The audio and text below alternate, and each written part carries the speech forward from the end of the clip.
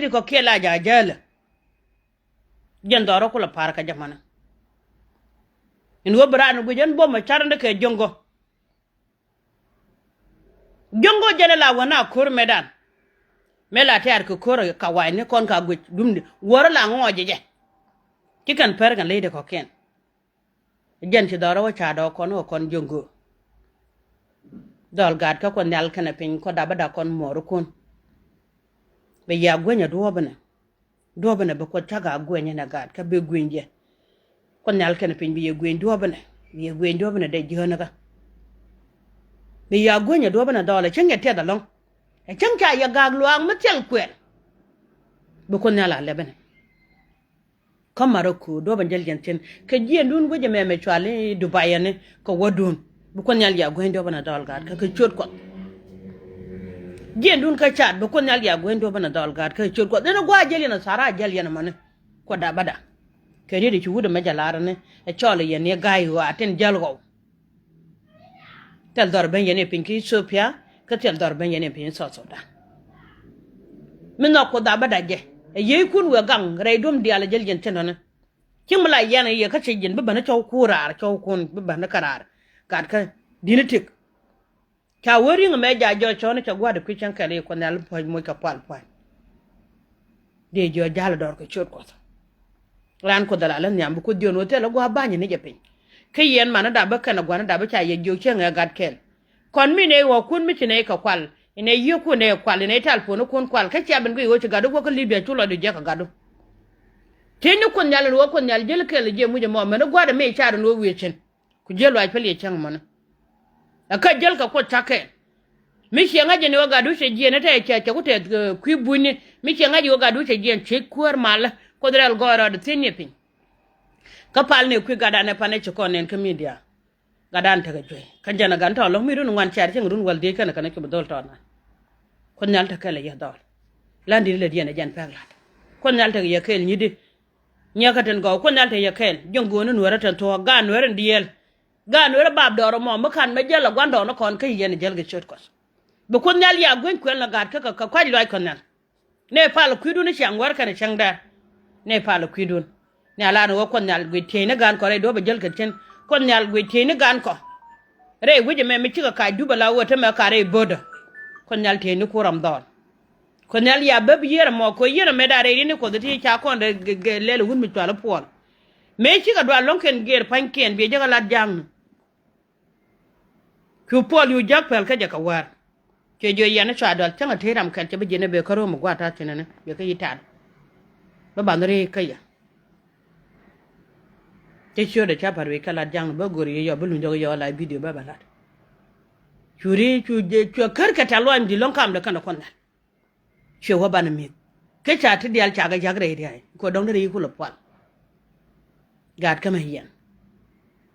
konnal be ya gonya do benene ka gonyu wala nen chala do ngani chimba ge kwiga no ra karo dia bara ka kwiga no dial goy lu aja lo dan ta ko goy mi di ko de jindu bude yigban e ko tungni le chere ka gwade konnal kana pinyale de chere ka gwade wo jindu be yigban kamal gwe ke je ci nwer bi ka kwa lu ay konnal binori do dino ko nwer ko na mer che mare e chenga dien bu ko no rol gwa kel ka jama ba lan mo gwa ga chenkel bane chola do chenga dien me yo kon chong mi ci ko na lada ne ya kuor dien bu ko wuci na ka je ran me ka ga jime mi chilu che da ngai wang bran te kan mo gwa en che wo me chlo na le la ure gwe chwali jubu mo me dole chwali dine ye chlo dine wanang ka jubu mi ala de jang me bej dole chwali jine cha gor cha ga takel kadis politician mo gwa mete kelan ga der yang kenan ngai wala den wore jale yi gweje dole chwal turki abora mu gwa baba de don wode lok manaka na gwane ti de gweje ni wode ka lok kina tere runa dial tamane yelle kona ne daran tanare pini ne turki ne kamra turki ne inwara kamra cha chi mor dial cha wanka kamakol la jaka ni la ne jaka ni je talpa kere wala ne magwa menene wala ngwe sukula wa matena batemilen ko tungi la gongi nyama to de me cha de mo kere ga ne ka chu ko nyal char la wager pyo gwen go che belwa ya kon nyala let ke je le ni chan mo gwa ma da gwa ka doru le ni la gwech kero ma na gude chwala ma ko lu adon go dore chen bie jo bor e jen ku ga do kon den chwali ne de rom no ngad na kon ala ne ten chamirol ke na ka te ki don nore ku cham je e jen cha ko ku lo mo ke yo kan don nore kala da bi ko nyal ya kam ne ni ko ra ke gwa ben ko ko nyal chang wan ka ye ka langa chene langa ye ko nyal to ku je me kwa ku ko nyal burana be baral ya ka ko me dit ka de ga ngwane aka me gude chwala ma ko lu ade e ko ben nore banak be ban pa ni jen po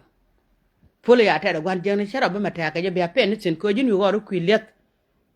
kina ga nan ne kon cha bul ma ti di al de daran wal me chi parwich yo de je no yan ga do ange ga kirka ke tengo che mar gwe je wen nora a kon cha la met ka ka kon chi te ka chogier ka to gwe je ma ko yen tin ne ga tal fon na metal fon da ne metal fon da ke tal fon ra ka kon ne ala tal fon na me de te je ga jube ta me ke jube ko jani shari ala ke jube bi ko kon tu je kon don me chala no mama mwali al general mama mwali al de ta te de ga kame che ngote na ngwana ke yo me cha ga kama ba je ja ga gar ka yo kan mi shiri mi che ben ja da nan bala ro ja da wi ana ngara na ayo ba kuma ayo nan be chula la wo lo de lo chalpa fo ni na me ra gwa me ne ko lo de lo yuni yo chi yu nan chen liya ga no re chen guch kata kele ga janan che tin dit ne ko nyal jen jin che tin dit chi bare da ko ne di shala no re gida mata tal fo da wona ko taram ne la da wo yi ngara na yo ka tala tal fo nan raw ka general li ka politician tel de jimbor nya burgi mu che je wara ku kala da wara ku kel ga do gat ka ten go la ra chwa wala ku kel ke lew kemenen yene ku dan ku jimine na ga ga chira wal ku jimi ke lew tel mo gor kana kan wara ka politician miskan kare gene kulte bo la jere to ara gwa mene biga de ne ka won mi chwali ngade weje chwali ngade mene yo biga gen chin bi wona ka burbe biga no wona ka jeng me bi wona ka to pon mandang bi won bi chom na nata ni wo kana ma ka la bana jor ni yo to da na aya chalo werka yo ko jeg dini yo ke dini wo yo ba ji wona gisi jira mon dini yo de jeg dini wo ba ji wona endi no ba jena tek dumi chia gang chu ko lo ka gang da la de ko nyal ke wallo ga na gang la ko rani ye chu ko to ko bible me ka ma ju chu ko ngwan cha we ye chu ko to cha nang de dware ye ngwarel goro de jen ko ba woni ni jen ngwan war kan chang der kan mit ala wo me cha nang me chu bo da na ka long chwe nyur wi pam yo pam ka banana cha jo me jen gar ko de cheten de jura mo de ja ka de ye ja ko lo ira de la ngade di pam mo de ye lo ra ke je ko de lo la jura cha wo ran ko da won la da kwere ye chuko to wa chiran ko da wan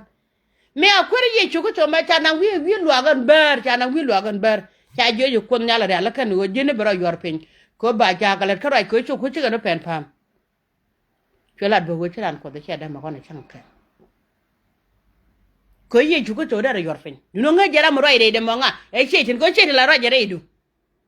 atama de la ro mo da mi chine ga ga tama nan ponan ma mo al de la ro nga ga nan chin ko de je ga long ko che tin ra jare ye na ga nga ga nguche yoro ka maka talfo ke ko na lo tin kon lo tin ke tin karam ken murai de madan kuma dan men yen ko de ji elinga je ka jidu kama ke ko da ga yo bi ke tin ko ben yo ko pire lo aju nga ga chweje ko de ne ta runya na nga ga chuja pal bi chuwaro mun ji tin bum ishe la pal bi jilen ngo jira mi shara mu ko rishe na ran war kana chang dar ce jen ko rishe mi kujin no ko kuje falaka ce jen ko rishe ala ye choko to me cha nang wi lo akwa den gwa cha jo wi pa ma bar cha jo ni ko ne dial ti cha ku nyot goy wen mo na ka kwara cha jo ka ne dial ti dun ngoro do nyam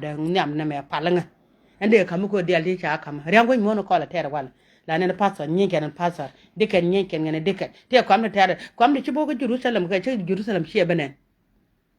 en ma mo ya re te ne me an ko ay ke jingwer kan ko ma tere na me cha dong re ta ga da kan ko mater ko nga je ti karier ko ne ko nal kon ngi ja kon karier ko da tene ala ko mater ko nga ne ka jaga ko mden ti kana terane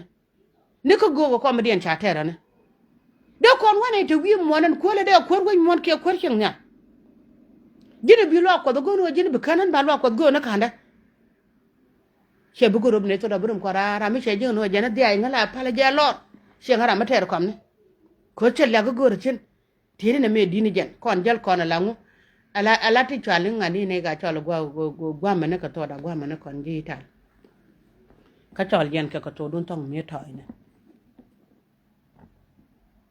ala go jen te ka kon mi she je ko no bo jene na di no bane na tele lo de ngali wa chak jen chere ka kon ne jin bero le ka kuer mi telot mi gwan chung ne jen wo chinin ku chi ka to bielo ter nga bi chu liuti ka gam kana ki ti di belo chop chang net ki ngolat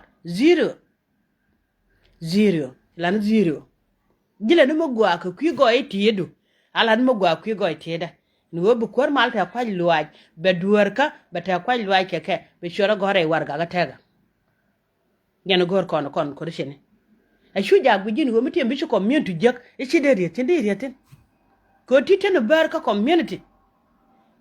me chela bele ngote me ko gude me gwadi de mene e chola nyeng ni gai ni chure chol kara jeng ko chigara chan chola jeng go chola ka gai ram gai ram chuchu nagana ne gai ram chujo no me chel gwan nyure chang ka bu kulo jel wi ne ko ken lo di cha je de jen war man mi chi ku nen ken nyeng ke me cha ko juire go je da ni che ko ten wo kan chang na jo go je la le do ar go je man gwa wo kan ga ten metar ka je de lo di ten mi chi nen kan ga ton kila ran ta data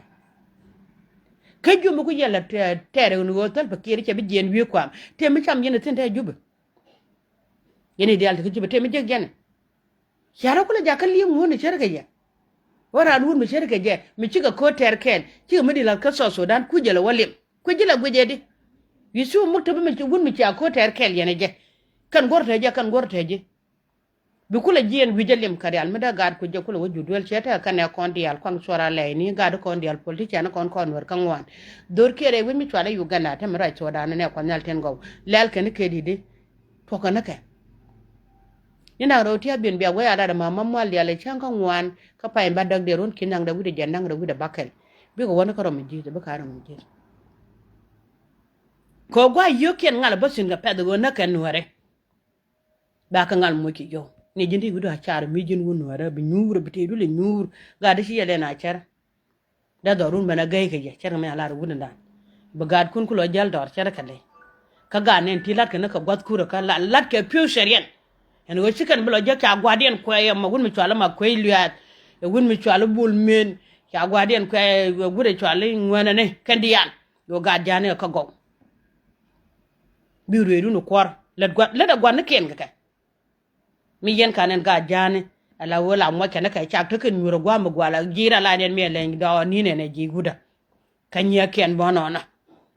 te gwa mo da kon ma do chak sen ta kon nore mo kon dor kon da kon karoda te gwa mo da nore nyuti ne ba ka jon we yen nyang ma daga chak ka kor la kwir ke re we dien bianen kala video la ko en nyot ku ngwan dun yen nore nyu do kon we ku kon ngwa gen jarol ko di ja jo no bi anaga dorun nyu je lo ngon we du no ku tel metatin e zero tene yo widun kayan jarol tel meta widun tene zero widun ko mu ko yena kala video mi ran gu kala video ko ran te ga talpon mi gu yangu yena bena gu jona ko ne dialo kula ra ke chon wore ka bi yena gu ka yo ko de jang yo cha jang gu ko de e cha lar ba kon ba da kon ko la pele gu de chale ngade garu ma meta ne ka yo garu de di cha la dole ka ma ko lu da la ne di bribine koma kweli ya jen chite kati dialo ni ite ga micho la kam ma kweli ya tenwer tu ganda jen chete nan namre to Sudan kele won jer kuma gudu micho la terba kede be yek ka go ya jang no ko de ga binyo gudu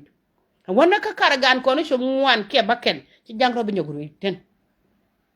ko ne me charo ko de jiso Sudan dialo jen bakel wi de diok ci karo ko me la ka mani jang ci biru wiran la mangay ko ci biru wi de reñ ma le be ko kon nyal me ba so Sudan no kele ne kon yal ye ko chigi chuch kon ga dino ye ko chigi chuch naga ne kuje me jalab naga ne da matere naga ne selfa dan ne ga ne de yore alaka naga ne Allah du ka ke so dan muni jin ka pal mana ko kana gwan ko yita wan muni chi muni ko lu ajina